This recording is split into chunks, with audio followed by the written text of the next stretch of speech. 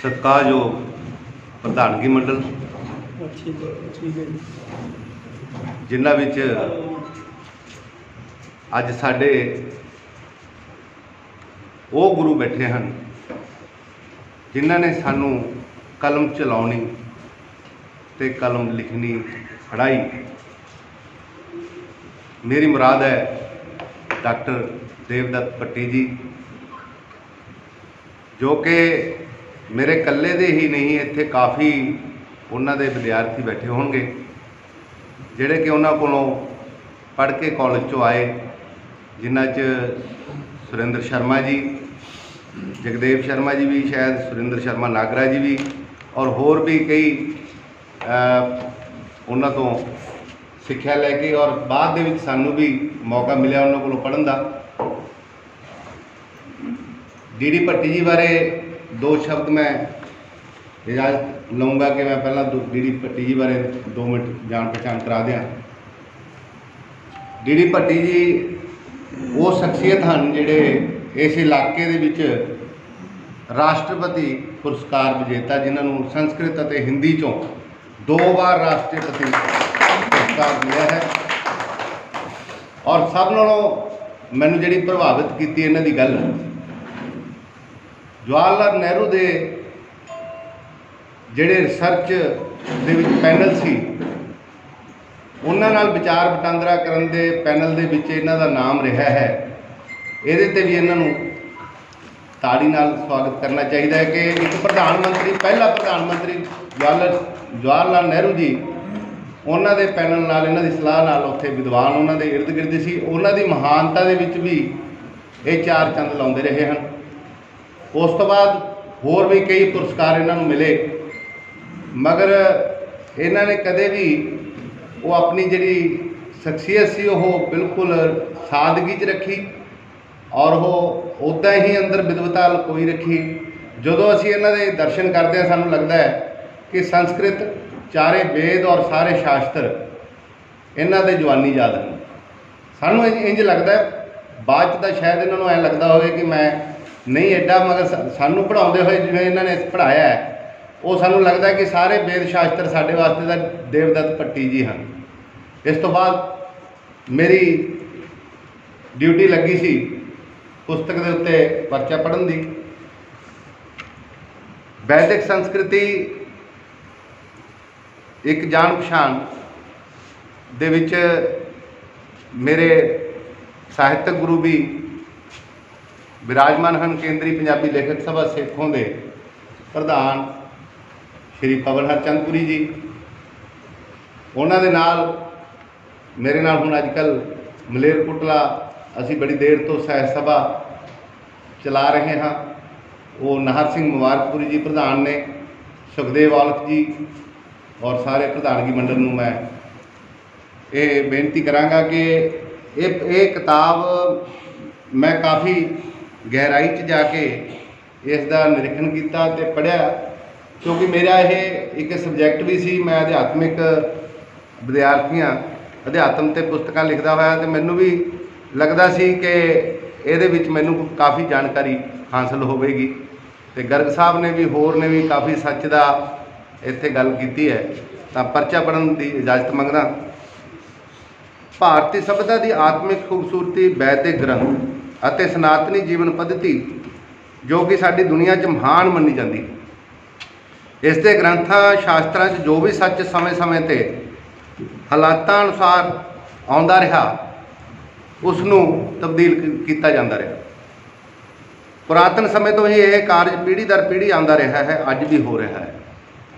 इसकी मिसाल वर्तमान अज दे इस समागम के फल जो इतिहासक हो निबड़े हैं, जदों वैदिक संस्कृति एक जान पछाण चारे वेदां के उपर पुस्तक जो पंजाब की पवित्र धरती ते पंजाबियों की शिरड़ी सोच, मेहनत कश मानसिकता के चलदियां पंजाबी माँ बोली च लेखक श्री सुरेंद्र शर्मा नागरा जी वालों अनुवादित की गई है। इस कारज लई इन्हां नूं मैं बहुत बहुत मुबारकबाद शुभकामनावां दिंदा हाँ। चारे वेदां का संखेप सार कहना होवे तां काफ़ी समा ही लग जाएगा, मगर ब्रह्मांड नूं समझना पहला उस तो जरूरी है। ब्रह्मंड बारे व्याख्या करनी या इसके ग्रह धरती की व्याख्या करनी अणकहे नूं कहण का यतन है, मगर खोजी साधक किसी वालों कही या लिखी नूं नहीं अपने निज अनुभवों राही खोजदा है। धरती की उत्पत्ति जो एक विशाल अग के गोले के खंड खंड होने तो बाद उसके ठंडे होने मगरों उसके अंदर छिपियां धातुओं तो 5 तत्तां ते होर रसायनों का विकास होया। जल नूं मनुखी जीवन का स्रोत मन्निया जाता है तो कुदरती सोमे सूरज चंद तारे उषा संध्या बृहस्पति मंगल बुध शनि आदि वर्गे होर कई बड़े ग्रहां की गणना भारत की जीरो आर्या व्रत साडे ऋषि उन्हां वल्लों कीती गई। ये बड़ी मान की गल है। ये सब अपनी ताकत नाल वक्खो वक्खरियां विशेषतावां लई मानवी ते हर जीव लई सहाई हुंदियां हन ते प्रभावित करदियां महसूस कीतियां जा रहीआं हन।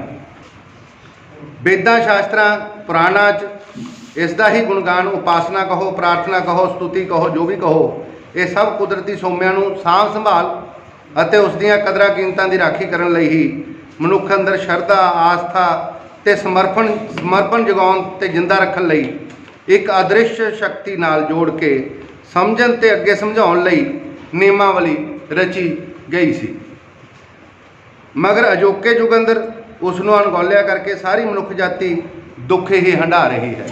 जिद्दां इत्थों गल कीती गई है सच दी, फिर मनुखी कबीले के कुणविਆਂ ਦਾ समाज तंत्र ते उसदे धर्म की स्थापना लई नियमावली निर्धारित की गई।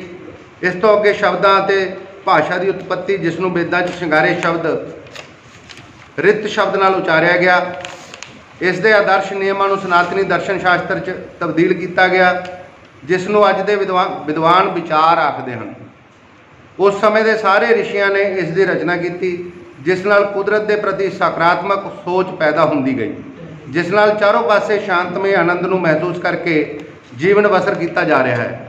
सनातनी जीवन शैली तो इलावा होर कई पद्धतियां का भी चलन होया जिस च मनुखी आदर्शां नूं कायम रखण लई अनेकता च एकता नूं बुनियादी जड़ सोच मनुखी सच का मुख केंद्र बनाया गया। सारे ही धर्म ग्रंथां अंदर इहो बुनियादी मूलभूत लोड़ां की पूर्ति इस तरह किस तरह होवे, किस लई होवे, किवें होवे ते क्यों होवे, इसका वर्णन अते सिक्ख्यावां चों विद्या की शुरुआत हुई। साडे विच जवंदा साहब बैठे ने जो कि अगली पीढ़ी नूं गुरुकुलां ते गुरु शिष्य परंपरा के अंतर्गत संस्कार दिते जाने शुरू होए। इत्थों ही परंपरावां सभ्यतावां संस्कृतियां संस्कारां अते सभ्याचारां आदि समाजिक ढांचे की बनतर बननी शुरू हुई जिसनूं बुद्ध पुरुषां महान ऋषियां मुनियां संत फकीरां भगतां अते खोजी साधकां वल्लों अपने आले दुआले उपजी ध्वनि नूं समझिया ते उस चों पैदा हो रहे शब्दां की रचना की। ये महत्वपूर्ण है। विद्या का ज्ञान हौली हौली ਸਾਹਿਤ का रूप लैन लगा जो कदे पत्तियां तो अज के कागज तक का सफ़र तय करता होया इत्थों तक पहुँचा। इसनूं ही भारतीय दर्शन शास्त्र वैदिक शास्त्र ज्ञान शास्त्र विज्ञान शास्त्र खोजी केंद्र होर कई शास्त्रां ते केंद्र स्थापित किए गए हैं। उस चों ही होर ग्रंथां शास्त्रां पुराणां बाणियां आदि नूं दर्ज करके समय समय अनुसार हालातां दिशा दशा वेख तब्दीलियां हुंदियां रहीआं हन। इस कीमती ते रहस्यमयी अद्भुत दिव्य अमृत ज्ञान नूं आम जन मानस लई वख-वख विद्वानां वल्लों पहला नाट अते नाटक राहीं रूप तो नाटक आदि रूप तो सभ्याचारां राहीं वंडण का कारज हुंदा रहा है। अज हो रहा है, पहला भी हुंदा रहा है, अगे नूं हुंदा रहेगा। इस दी कड़ी वजों ही अज लोक अर्पण हो रही पुस्तक वैदिक संस्कृति की जान पछाण एक आधुनिकता के दौर च भी अज धार्मिक अध्यात्मिक दर्शन शास्त्र राजनीतिक शास्त्र अर्थशास्त्र अते मोक्ष की गहरी आत्मिक अनुभूति का अनुवाद चारों वेदां की जान पछाण कराउंदी है। पुस्तक अद्भुत अते अनोखी कार्यशैली है जिसनों साडे निमाणे जिहे दिखाई दिंदे प्रगाढ़ विद्वान प्रदर्शन दिखाउंदे होए बौद्धिक क्षमता का मुजाहरा करते हुए उगे साहित्यकार पत्रकार श्री सुरेंद्र नागरा जी ने इस एक ऋषि वांग ही साडे महान सनातनी विरसे नूं चार चंद लाए होण। आने वाली पीढ़ी खासकर पंजाबियों लई पुस्तक बहुत ही प्रेरणादायी ज्ञानवान सिद्ध होगी। भारत की आत्मा कहे जाने वाले चारे वेदां की प्रकाशित हुई ये पुस्तक जो ज्ञान के चक्षु खोलेगी अते जिज्ञासुआं अते साहित्य प्रेमियों च नवी दिशा रूह नूं सुकून देने वाली साबित होगी। हुण मैं गंभीरता नूं थोड़ा जिहा हटदा होया दो लाइनां सुरिंदर जी बारे जो भावुक भावना च लिखियां ने वो कह रहा। सुरिंदर नागरा जी कोई जान पछाण के मोहताज नहीं हैं, क्योंकि मैं ये तुहानूं अज साफ कर देवां कि किताब पढ़ी है मगर किताब चों मैं की अमल किया वो लिखा है, मैं नकल मार के किताब का परचा नहीं लिखा। सुरिंदर नागरा जी कोई जान पछाण के मोहताज नहीं हैं। अज रोजाना हफ्तावारी अखबारों के ते रसालियां तो इलावा साहित्य संदेश देने वाले स्वदेशी विदेशी पंजाबी साहित्य इन्हां दे लेख काफ़ी मकबूल हो रहे हैं। प्रशंसकों की गिनती भी बढ़ रही है। इंज जापदा है कि भविख च यह ऋषि सुरां दे इंद्र दी सुराही चो सब लई सोमलता के फुल्लां दा रस निचोड़ के सोम रस दियां बूंदां पिला के जनमानस नूं मदमस्त करिया करनगे। इन्हां दी पवित्र रचना पाठकां लई अमृत समान होवेगी। ये भावपूर्ण बिरतांत इसलिए आया कि पुस्तक जो ज्ञान जो सदियां तो अणछुआ सी अज आम लोकायती भाषा पंजाबी च आया है। उन्हां दी कचहरी च पाठकां दी कचहरी च की नतीजे देगा ये तो भविख के गर्भ के विच है, मगर साडे विद्वान साहित्यकार अजे तो विचार ते दर्शन के फर्क नूं लैके ही उलझे दिखाई देंदे हैं। विचार भारत की संस्कृति का चिंतन नहीं है, ये मेरा मनना है। ये फिलासफी पश्चिम चो आई है तो वो उधार शब्दों नाल काम चला रही है। भारतीय संस्कृति का असल सच जो खोज और चिंतन करन योग है, जिसनों मनन किया जा सकता है, वह है भारतीय दर्शन शास्त्र, जो कि वो शुरू तो लैके उन्होंने एक कविता बहुत बड़ी गल कह के गए ने। वो भारतीय दर्शन शास्त्र तो विचार अगे फिलोसफी आई है पश्चिम चों। साडे पूर्वजां वल्लों बुद्ध पुरुषां वल्लों दर्शन नूं समझिया अते अगे वंडिया अते कहा जिन खोजा तिन पाया।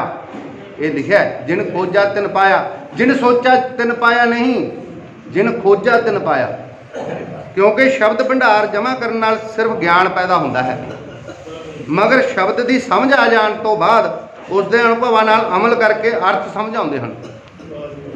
दर्शन शास्त्र अनुभवों के आधारित है, वो सच कहता भी है तो सुनता भी है, मगर विचार उधार और उपरा ज्ञान भंडार करता है तो भंबल भूसे वाली सोच च उलझा रहता है।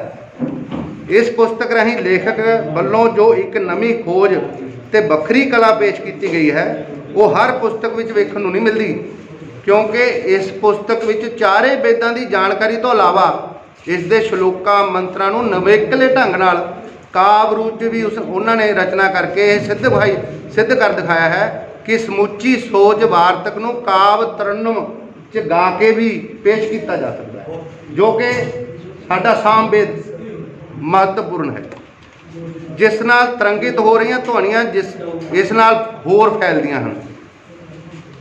इस पुस्तक में श्री वेद व्यास जी तो लैके कनाद ऋषि, महर्षि पतंजलि, सुमंत ऋषि जी, इन्हां दे शिष्य जाजल ऋषि, कुमद ऋषि, सोनक ऋषि, ब्रह्मपद ऋषि, पिपलाद ऋषि, मोद ऋषि, सोमन मायन ऋषि आदि अनेकों महान ऋषियों का नाम इस चार वेदां के रहस्य ज्ञान च वाधा करता है।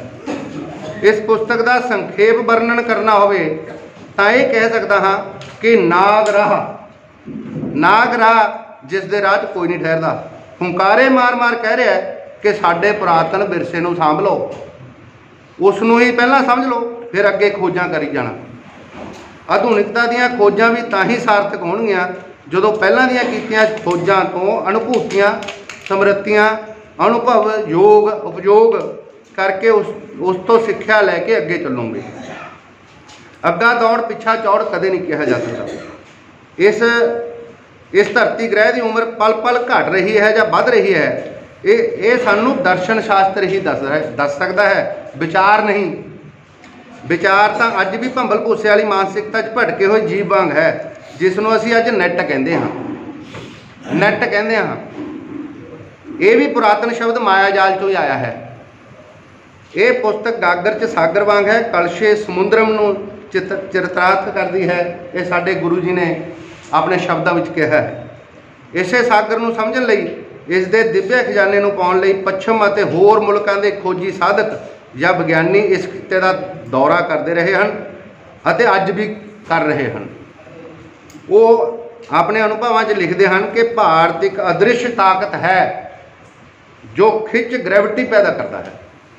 वो साबित हो रहा है कि अज सारे विश्व के विच खिच का केंद्र साडा भारत है। पुस्तक के लेखक वजों जो आर्या लोगों बारे जानकारी दी गई है, ये आर्या शब्द ग्रंथों 'च कई अर्थां नाल पहलां भी आ चुका है। आर्या शब्द का सब तो पहला ऋग्वेद विच जिक्र होया। मेरे अनुभव अनुसार आर्या एक सत्कारयोग आदर देने लई कहा जाने वाला शब्द है जो साडे पूर्वजां अते ब्रह्म ते भगवतां नूं पाण वाले देवतियां लई वरतिया जांदा हुंदा सी। उदाहरण के तौर पर हरिजन अते होर कई शब्दों का उच्चारण समय समय सिर किसी नूं आदर सत्कार देने लई वरतिया जांदा रहा है। ये इतिहास गवाह है। उस जैनियां वालों अपनी प्रार्थना च आर्यनम सिद्धानम वर्गे शब्द कहे जाते सन। पंजाब सत्त दरियावां की धरती कहा जाता सी। सप्त सिंधु शब्द भी संस्कृत शब्द चों ही आया। ये शब्द प्रमाणित करता है कि वेदां का सब तो पहला जन्म पंजाब की धरती उत्ते होया अते सरस्वती सिंधु ब्रह्मपुत्र जो महानदियां कहाउंदियां सन बाद च 5 दरियावां का रूप हो गईयां। ਇਹੋ कारण है कि पंजाब की धरती से वैदिक ज्ञान, अध्यात्म ज्ञान, संगीत ज्ञान, आयुर्वेदिक ज्ञान अते अर्थ मोक्ष आत्मिक ज्ञान लैण लई उत्सुकता अते जिज्ञासुआं की पूरी प्यास रही है।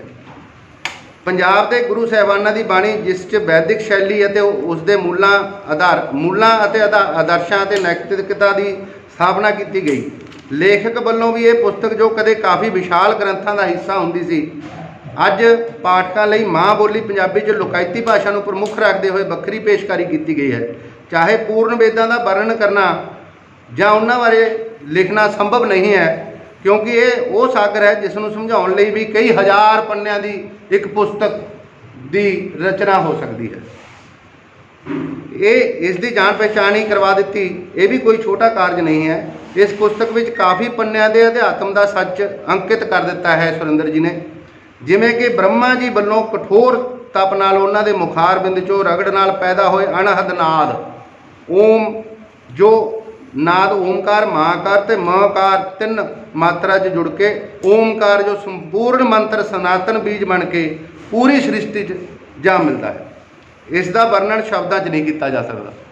ओम का गद अते पद बहुत ही महत्वपूर्ण, इन्हां दे चारे वेदां दे विच जेकर महत्वपूर्ण है वो है गद अते पद। व्याख्यावां शलाघायोग हैं इन्हां दे उहदे च।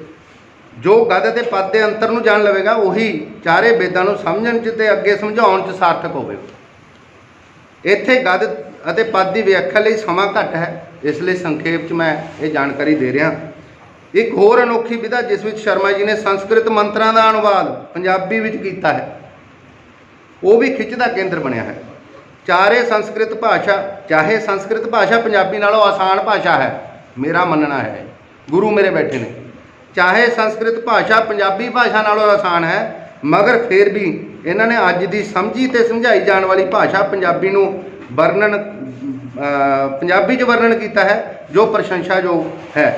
यजुर्वेद अते जान पछाण च शुक्ल यजुर्वेद ते कृष्ण यजुर्वेद की व्याख्या अज ते भारती विग्यानियों वालों भेजे चंद्रयान की खोज जो पहला ऋषियों वालों भी की जा चुकी है, ये पूरा इस चीज़ के विच खोज है। उस बारे भी बहुत ज्ञानवान जानकारी दी गई है। वेदां विच मूर्ति पूजा का जिक्र क्यों नहीं है, इस बारे भी भरपूर चानना पाया गया है। इन्हां दे एक शब्द कल्पना कई जगह पर इन्होंने वरत्या शब्द है। मेरे अनुभव अनुसार कल्पना तो ही अनुभव पैदा होंदे हैं। अनुभव कल्पना तो ही पैदा होंदे हैं, कल्पना ही कदे अनुभव बन के उभरती है।